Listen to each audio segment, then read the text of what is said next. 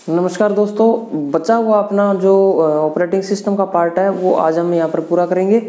और सबसे पहले जो है स्टार्ट मेन्यू से जो कुछ चीज़ें हमारी रुकी हुई थी जो हो, तो स्टार्ट मेन्यू के अंदर सबसे पहले जो है लेफ्ट साइड में हम डाउन सबसे नीचे जाकर देखेंगे तो वहाँ पर लिखा होता है स्टार्ट के साथ ऑल प्रोग्राम को क्लिक करते ही जो मेन चीज़ें वो इसमें से हम करेंगे एक्सेसिबिलिटी, कि आप अपने जो हार्डवेयर है, कीबोर्ड है, साउंड है, डिस्प्ले है, माउस है और जनरल है, वो कौन कौन सी चीज़ें किस तरीके से यूज़ कर सकते हैं आप उनको, कि कीबोर्ड क्या क्या मदद कर सकता है, कि कीबोर्ड के अंदर अगर आपका कीबोर्ड वर्क नहीं कर रहा है तो आप माउस से क्लिक करके उसको जो है यूज़ कर सकते हैं। ये ऐसे एक्सेसिबिलिटी है। साउंड की जो कनेक्टिविटी है, आप किस तरीके से उसको जो है टेक्स्ट आपने डायलॉग बॉक्स है कुछ भी खुलता है वो आप साउंड के जो है उसकी साउंड आनी चाहिए वो यहाँ से सेटिंग कर सकते हैं। डिस्प्ले की सेटिंग कर सकते हैं और माउस की, और जो है ये एक्सेसिबिलिटी बटन इस प्रकार से वर्क करता है। फिर उसके बाद में एसेसरी बटन आता है। एसेसरी के अंदर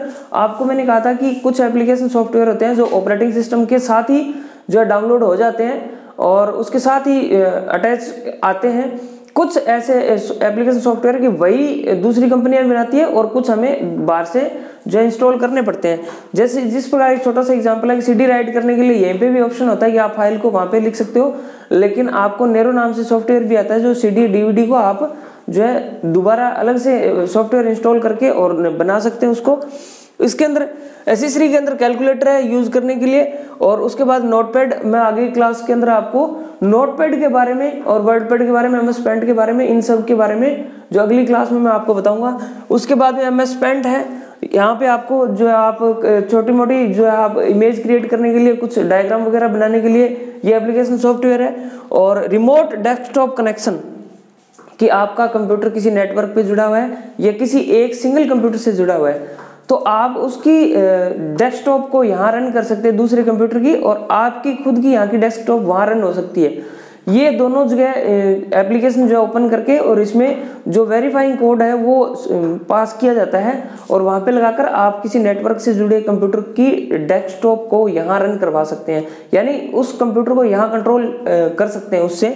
तो और उसके बाद में साउंड रिकॉर्डर, जो अगर आपने कोई माइक लगाकर आपकी साउंड रिकॉर्ड करनी है इससे, तो आप वहाँ पर रिकॉर्ड कर सकते हैं। फिर उसके बाद में सेटअप स्टेप्स रिकॉर्डर, आपने किसी कंप्यूटर की स्टेप्स जो है चलाने के लिए जो रिकॉर्ड करनी है तो वो इससे कर सकते हैं। उसके बाद है सिस्टम टूल। इंपॉर्टेंट बटन है इवेंट वीवर, यानी कि ये इवेंट वीवर क्या होता है कि जितनी बार आप किसी कंप्यूटर को लॉगिन करते हैं, मैंने आपको बताया कि यहाँ पर यूजर का अकाउंट क्रिएट किया जाता है, और जो है या तो वो लोकल यूजर है या वो एडमिनिस्ट्रेटिव यूजर है। जो पहला यूजर बनाओगे आप बाय डिफॉल्ट वो अगर आपको उसको एडमिनिस्ट्रेशन जो देना है उस यूजर को, तो वो और उसके अलावा जो बाकी जो बचे हुए हैं वो क्या होते हैं, लोकल यूजर होते हैं। आप उनको परमिशन और उस चीजें जो है कितनी बार उन्होंने लॉग किया, कितने बजे किया, ये सब चीजें जो है इवेंट व्यूअर में देख सकते हैं। उसके बाद में शेयर फोल्डर, तो जो फोल्डर मैंने आपको बताया कि आप किसी नेटवर्क पर या किसी दूसरे कंप्यूटर के लिए किसी यूजर के लिए आप शेयर करना चाहते हैं, वो यहाँ से आपको दिखेगा। लोकल यूजर एंड ग्रुप, की यूजर और ग्रुप कौन कौन से बनाए गए इस कंप्यूटर को यूज करने के लिए, वो यहाँ से देख सकते हैं। उसके बाद में सिस्टम टूल के बाद में एक्सेसिबिलिटी, एसेसरी, और उसके बाद में एडमिनिस्ट्रेटिव टूल। एडमिनिस्ट्रेटिव टूल में कंपोनेंट सर्विसेज, कि आपने कोई कंपोनेंट बनाया किसी प्रोग्रामिंग फाइल को यहाँ से ऐड करवाने के लिए, ये थोड़ा सा आगे का टॉपिक है।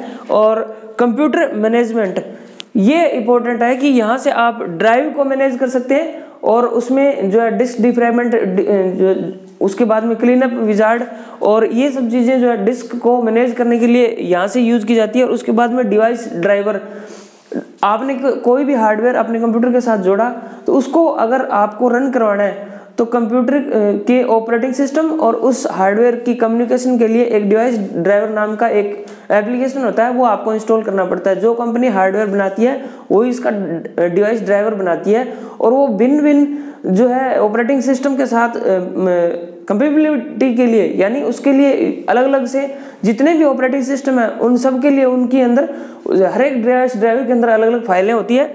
जैसे मैंने आपको बताया कि पिछली क्लास में कि 32 बिट ऑपरेटिंग सिस्टम होता है, 64 बिट ऑपरेटिंग सिस्टम होता है। तो कौन सा है आपका ऑपरेटिंग सिस्टम, उसके अकॉर्डिंग उसकी फाइल जो यहाँ से अपने आप जो है इंस्टॉल की जा सकती है। दो तरीके से आप डिवाइस ड्राइवर को इंस्टॉल कर सकते हैं कि आप डिवाइस ड्राइवर को रन करवा के सीधा डायरेक्ट रन टाइम से, और एक जो है आप यहाँ से डिवाइस ड्राइवर, यहाँ डिवाइस मैनेज कंप्यूटर मैनेजमेंट जो आपका बटन है वहाँ से आप उसको रिट्राइव करवा सकते हैं, उस फाइल को उठवा सकते हैं ब्राउज करके। उसके बाद डाटा सोर्सेज ODBC, अगर आपने कोई डाटा फाइल बनाई है और वहाँ से आप इसको कोई भी एप्लीकेशन आपने इंस्टॉल किया या सॉफ्टवेयर इंस्टॉल किया, वहाँ से आपने डेटाबेस बनाया है, तो इस डेटाबेस को ODBC के थ्रू यहाँ से रन करवा सकते हैं उसको। लोकल सिक्योरिटी पॉलिसी, कि आप अपने कंप्यूटर में सिक्योरिटी के लिए कौन सी पॉलिसी रखना चाहते हैं वो यहाँ से कर सकते हैं। और उसके बाद सर्विसेज कि कौन कौन सी सर्विस आपने इस कंप्यूटर में लागू करनी है, कौन सी बंद करनी है, वो यहाँ से आप उसको चलवा सकते हैं। इवेंट व्यूअर, आपने कौन कौन से, आपका कंप्यूटर कब कब लॉगिन हुआ, कब रन हुआ, या कब आपने उसको स्विच ऑन किया, स्विच ऑफ किया, और यूजर का लॉगिन हुआ या नहीं हुआ, कब किसी नेटवर्क पे, ये सब चीज़ें जो इवेंट व्यूअर से आप यहाँ से देख सकते हैं। उसके बाद में परफॉर्मेंस, कि आप अपने कंप्यूटर में ये चाहते हैं कि हमारी कंप्यूटर की स्पीड जो है बढ़ी रहे या बनी रहे। लगातार हम कंप्यूटर को यूज़ करते रहते हैं और यूज़ करते करते कई सारी फाइलें ऐसी बन जाती है जिनका कोई बाद में दोबारा यूज़ नहीं होता, वो टेम्परेरी फाइल्स होती हैं। तो उन टेम्परेरी फाइल्स की वजह से और कुछ लोड की वजह से, स्पेस नहीं होने की वजह से आपका कंप्यूटर की स्पीड कम हो जाती है। तो वहाँ से आप जो परफॉर्मेंस पे नज़र रख सकते हैं। ग्राफिक अगर हैवी होगी, जो है दिखने में बढ़िया होगी, उतनी ही ज़्यादा आपके जो CPU और जो रैम है या आपका जो एजुकेशन एरिया है उसकी मेमोरी का, वो जितना बिजी रहेगा उतनी परफॉर्मेंस अर्थात स्पीड आपके कंप्यूटर की कम होगी, और वो जितना हल्का होगा उतनी आपके कंप्यूटर की स्पीड जो है ज़्यादा होगी। तो यहाँ से परफॉर्मेंस को आप मेंटेन कर सकते हैं। जो टेम्परेरी फाइल्स हैं या और जो क्लीनअप विजार्ड है, डिस्क डिफ्रैगमेंट है, कुछ ऐसी चीज़ें हैं, या अननेसेसरी जितने भी आपने सॉफ्टवेयर इसमें इंस्टॉल कर रखे हैं उन पे आप नज़र रख सकते हैं। यहाँ से परफॉर्मेंस से आप बढ़ा सकते हैं उन चीज़ों को। और उसके जो है इसके बाद अपने बात करते हैं बाइनरी की। तो मैं बाइनरी के लिए जो है, बाइनरी में अगर हिंदी में कहें तो इस संख्या प्रणाली का आधार क्या होता है, 2 होता है। अगर कोई वैल्यू लिखी है, जैसे ये लिखा और नीचे ये लगा दिया, तो इसका मतलब क्या है कि ये बाइनरी वैल्यू है, यहाँ पर आधार 2 है। और हमारी जो दशमलव संख्या प्रणाली है, दशमलव संख्या प्रणाली, अगर यहाँ पर 10 लिखा और यहाँ 10 लिखा, इसका मतलब क्या है कि ये तो वैल्यू है 10 और ये वैल्यू है 2। दशमलव संख्या प्रणाली का मतलब ये है 10। 10 का मतलब 0 से लेकर 9 तक अंक होते हैं, और यहाँ पर आधार 2 है। बाइनरी जिसका आधार 2 है, इसका मतलब इसमें 2 ही अंक है, 0 और 1, ये 2 ही अंक होते हैं। अब प्रश्न ये पूछा जाता है कि इनका कन्वर्जन बताइए आप, कि कन्वर्जन कैसे करते हैं। अगर आपने किसी दशमलव संख्या का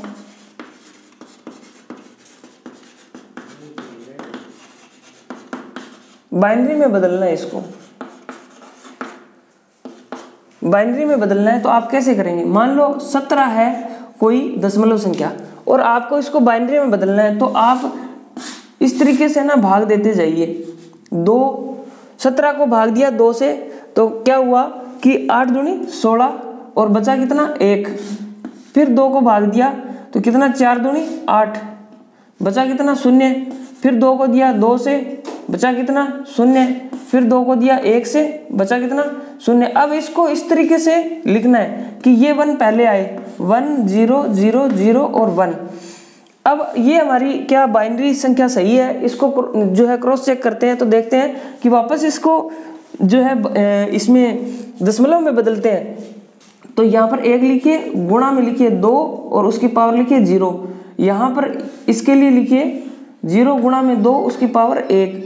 फिर यहाँ पर 0 गुणा में पावर 2 की पावर 2, और यहाँ लिखिए गुणा में 0 के गुणा में 2 की पावर 3, और यहाँ पर 0 की पावर गुणा में 2 की जो है 4। अब इनको सोल्व करते हैं, तो यहाँ पर इसका कितना आ गया 1, और यहाँ इसकी आई 0, इसकी आई 0, इसकी भी 0, और यहाँ 2 की पावर 4 है और यहाँ पर 1 है। तो इसको एक के गुणा में 2 की पावर 4, तो 2 दूनी 4 दूनी 8 दूनी 16, 16 को 1 से गुणा किया, यहाँ 16 है। अब इनको सबको जोड़ेंगे तो कितना होगा, 16, 1 और 1 17, तो ये हमारी वैल्यू 17 आ गई। अब इसको जो है हमने दशमलव 17 को हमने बाइनरी 17 में बदला, तो दशमलव जो 17 है वो बाइनरी में 17 इस प्रकार से 1 0 0 0 और 1 ये है। और इसी प्रकार 1-2 न्यूमेरिकल और करके देखते हैं हम इसको बदलने के लिए, जल्दी से समझ में आ जाएगा। कोई इसमें बड़ी वैल्यू लेते हैं हम 23 जो है 23 वैल्यू लेते हैं इसमें डेसिमल की, और इसको बाइनरी में कन्वर्ट करना है, तो 2 से भाग देंगे तो 11 दूना 22, 1 बच गया शेष।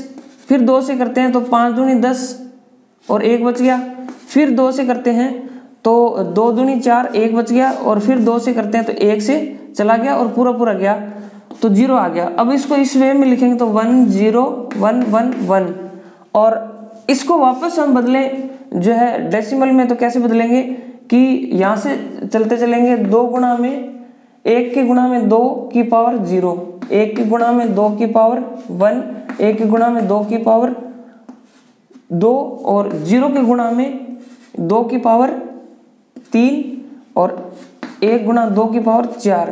तो ये कितने हो गए, ये हो गया 1, ये हो गया 2 और इसके बाद में ये हो गया 4 और ये 0 और ये जो आपका 16, तो 16 4 20, 2 22 और 1 23, ये आपकी डेसिमल में होगी। अर्थात जो आपने ये बाइनरी निकाली वो बिल्कुल सही है। इसी प्रकार आप कोई भी ये एक आधा क्वेश्चन आ सकता है, कोई बड़ी बात नहीं है कि आपको इससे क्वेश्चन न पूछा जाए। उसके बाद में जो है कुछ फाइल एक्सटेंशन है उनके बारे में बात करेंगे, उससे क्वेश्चन पूछा जा सकता है कि फाइल एक्सटेंशन क्या होते हैं।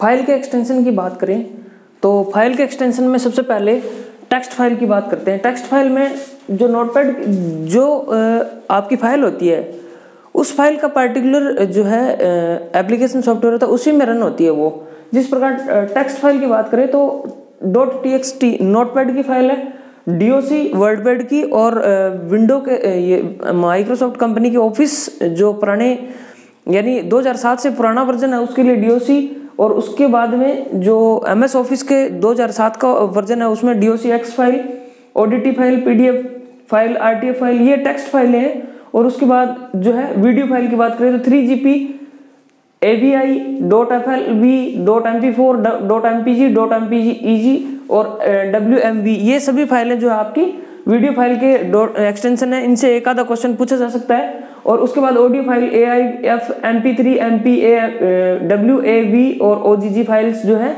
ये ऑडियो फाइल में गिनी जाती हैं। यहाँ पर PPT पावर पॉइंट की फाइल जो है, और PPTX जो आपकी वेब के लिए PPTX फाइल जो होती है, PPS फाइल भी, और ACCDB MS एक्सेस के लिए डेटाबेस बनाने के लिए जो आपका एप्लीकेशन सॉफ्टवेयर आता है MS एक्सेस के नाम से, उसकी जो माइक्रोसॉफ्ट डेटाबेस फाइल जो है आजकल 2007 और उसके बाद में ACCDB जो है डेटाबेस की फाइल है। काफ़ी बार क्वेश्चन पूछा गया इसी से। और XLS जो आपकी एक्सेल फाइल जो होती है 2007 जो ऑफिस 2007 है उसकी जो एक्सटेंशन है वो, ये मान के चलना पीछे जो एक्स लग रहा है वो जो है 2007 से पहले XLS नाम हुआ करता था एक्सटेंशन का, और 2007 और उसके बाद के जो ऑफिस है उनकी जो फाइल एक्सटेंशन नेम है वो XLSX है। और उसके बाद डेट फाइल और SQL जो डेटाबेस है उसकी फाइल के एक्सटेंशन जो है .SQL और XML full extensive markup language file जो होती है XML के नाम से जान जाती है। और उसके बाद में कॉम्प्रेस्ड फाइल के कुछ एक्सटेंशंस हैं .7z, .zip, .rar, .pkg, ये जो है आपकी कॉम्प्रेस्ड फाइल जो होती है जो एप्लीकेशन सॉफ्टवेयर होता है उसकी जो बनाई गई फाइलें हैं डेटाबेस की, वो उन फाइलों के एक्सटेंशन जो है ये होते हैं। और उसके बाद एग्जीक्यूटेबल फाइल .apk एप्लीकेशन के लिए .bat batch file, .bin binary file, .exe executable file और .jar फाइल, ये आपके एग्जीक्यूटेबल फाइल के कुछ एक्सटेंशन है। उसके बाद फ़ॉन्ट के लिए जो फाइल का एक्सटेंशन है वो है fnt फिर उसके बाद .otf, .ttf और .fon, ये फ़ॉन्ट से रिलेटेड जो एक्सटेंशन नेम जो है वो है फाइलों के। और उसके बाद ग्राफिक के लिए .bmp, .gif, .ico, ये ICO आइकन के लिए भी होती है ये फाइल जो है। और फिर .jpeg और jpg, .png, .psd, ये जो आपकी .psd जो फाइल होती है वो एडोब फोटोशॉप के अंदर आपके जो वर्किंग किया हुआ है उसको पैक्ड नहीं किया जाता, और जो ओपन जो खुले कंटेंट है उसके जो एक एक आपने कंटेंट जोड़े हैं उनके लिए जो है .psd फाइल होती है। उसके बाद इंटरनेट की फाइलों के बारे में बात करें तो इंटरनेट की फाइलों के जो एक्सटेंशन नेम हो इस प्रकार है .asp active server page, .cer certificate file, और .css कास्केडिंग स्टाइल शीट के लिए JS जावास्क्रिप्ट और JSP जावास्क्रिप्ट पेज, और फिर .part। अगर आप इंटरनेट की फाइल को डाउनलोड कर लेते हैं तो उसमें करते समय जो फाइल बनती है वो .part से बनती है क्योंकि उसका पार्ट डाउनलोड हो रहा होता है। .php लैंग्वेज की जो फाइल बनती है, XHTML और HTML हाइपरटेक्स्ट मार्कअप लैंग्वेज के लिए जो एक्सटेंशन नेम होता है फाइल का। और उसके बाद सिस्टम से रिलेटेड जो है कुछ फाइल के नेम है .ba की backup file, .cfg, .dll dynamic data library link file, MSI file और सिस्टम फाइल और टाइम फाइल। जब आपकी कंप्यूटर की स्पीड जो है कम होने लगती है तो आप क्या करते हैं कि जो है टेम्प फोल्डर के अंदर जाकर जितनी भी फाइलें बनती है उनको आप डिलीट कर देते हैं जो टेम्परेरी बेस्ड होती हैं। तो ये आपके ऑपरेटिंग सिस्टम के कुछ फाइलों के जो हल्का सा व्यू लिया हमने कि इस इतनी प्रकार की जो है फाइल के एक्सटेंशन होते हैं मोटे रूप से, और जो आपके सिलेबस से रिलेट करते हैं कि इतने प्रकार के जो फाइल्स नेम जो आपको कम से कम पता होने चाहिए जो है। इसके बाद में जो है आपके बचा हुआ पार्ट जो है मैं आपको नोटपैड है, वर्डपैड है, MS वर्ड है और कुछ जो कीज हैं, और कीज के साथ साथ में जो है MS एक्सेल और MS वर्ड जो है मैं अगली क्लास में करवाऊंगा आपको। धन्यवाद।